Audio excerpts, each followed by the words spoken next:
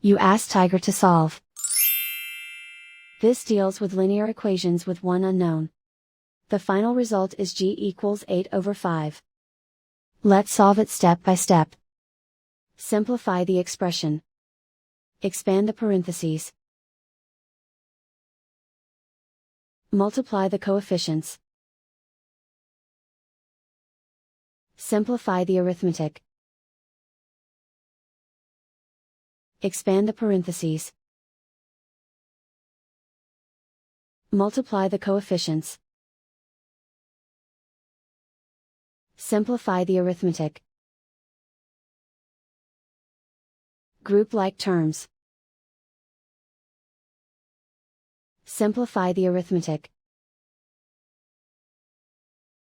Group all constants on the right side of the equation. Subtract 48 from both sides.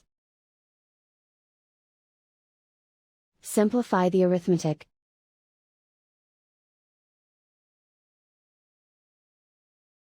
Isolate the g.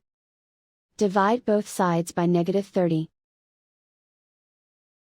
Cancel out the negatives. Simplify the fraction. Cancel out the negatives. Find the greatest common factor of the numerator and denominator.